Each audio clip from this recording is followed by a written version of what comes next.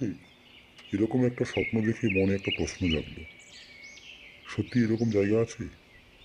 আর যদি থাকে, এই রহস্য আমি উন্মোচন করবই। যেই ভাবা সেই কাজ।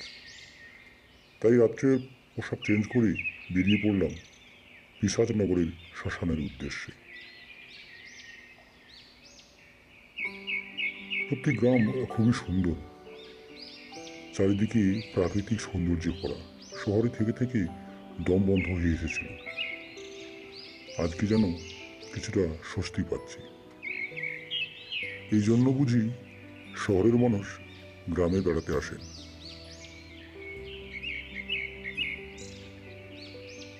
ওই তো একজন লোককে দেখতে পাচ্ছি, ওনাকেই জিজ্ঞেস করি। এই যে মশাই, শুনছেন? বলছি পিশাচনগরের শ্মশানটা কোথায় বলতে পারবেন? কথাটা শোনার পর লোকটা কিছুক্ষণ আমার দিকে তাকিয়ে থাকলো। আপনার বাড়ি কোথায়?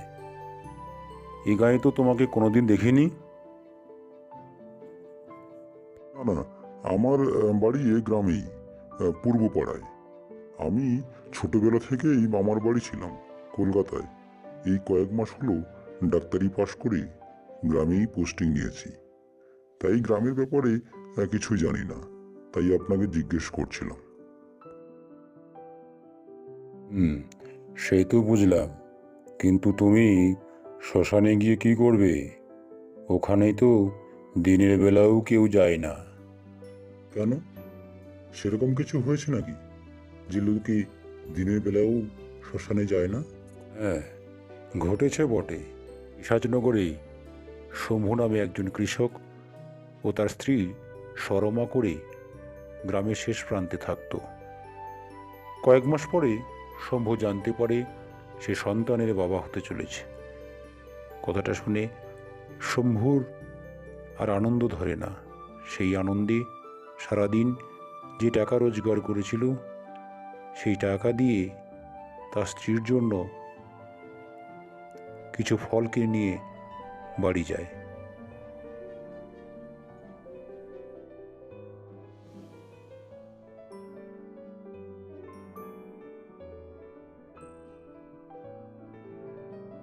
কি গো, আমার জন্য কি এনেছো? কই দেখি, দাও দাও। এই নাও, তোমার জন্য কিছু ফল এনেছি। তাই? ও মা, ফল এনেছো? দাও দাও, আমাকে দাও। কিছু ফল এনেছি, নাও, এই নাও, ফলগুলো নাও। সন্ধে হয়ে এলো, তুমি তো সারাদিন কিছুই খাওনি।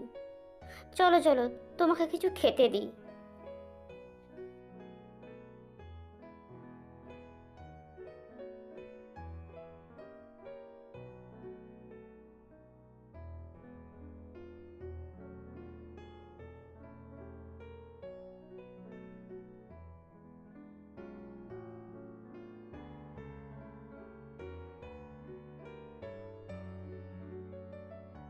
কি হলো, খাবার ছেড়ে উঠলে কেন? খেতে খেতে তুমি কি ভাবছো এত? মেঘের যা অবস্থা, আর কিছু সময় পরেই বৃষ্টি নামবে। তুমি এই ভাঙা ঘরে কি করে থাকবে বলো তো? ও নিয়ে তুমি চিন্তা করো না, সব ঠিক হয়ে যাবে। তুমি যখন আছো, চিন্তা কি? বলো, তোমার কি হয়েছে? বলো, সরমা, সরমা, তোমার কি হলো? আরে চুপ করে আছো কেন? উম, মাথাটা কেমন ঘুরিয়ে পড়লো। আচ্ছা, তুমি ডাক্তার ডেকে একটা নিয়ে এসো। শুনেছি পুবের পাড়ায় একটা ভালো ডাক্তার এসেছে। তুমি দেরি করো না, যাও। আমার শরীরটা ভালো লাগছে না। আচ্ছা, ঠিক আছে, আমি এক্ষুনি বেরোচ্ছি। তুমি একটু রেস্ট নাও, সাবধানে থেকো। বোধহয় ঝড় বৃষ্টি এলো বলে। তুমি একটু সাবধানে থেকো।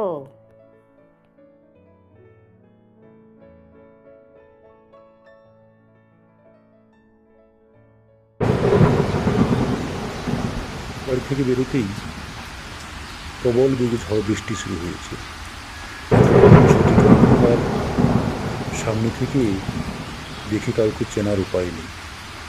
তবু শম্ভুকে যেতেই হবে ডাক্তার ডাকার জন্য।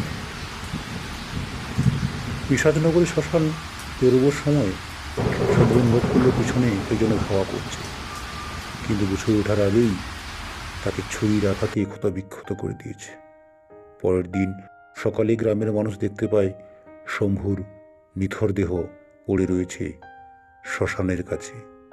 ওদিকে তার স্ত্রী প্রসব যন্ত্রণায় সারা রাত ছটফট করতে করতে মারা গেছে। গ্রামের মানুষ দুটো দেহকে দাহ না করে শ্মশানের এক প্রান্তে ছুঁড়ে ফেলে দেয়, শুধুমাত্র তারা গরিব বলে। সত্যি খুব দুঃখজনক ঘটনা। আমি চললাম, ওদের দেহটাকে দাহ করা হয়নি বলেই ওদের আত্মা শান্তি পায়নি, যার জন্য এই শ্মশানে অদ্ভুত রকম সব ঘটনা ঘটছে। আজকে আমি ওদের দেহ দাহ করেই বাড়ি যাব। এই বলে আমি শ্মশানে গিয়ে ওদের কঙ্কালগুলোকে দাহ করেই বাড়ি ফিরে যাই। বাড়ি ফিরে গিয়ে রাত্রে যখন ঘুমিয়ে পড়েছি, তখন কেউ যেন আমাকে বলছে, বাবু, আমাকে কে মেরেছে জানো?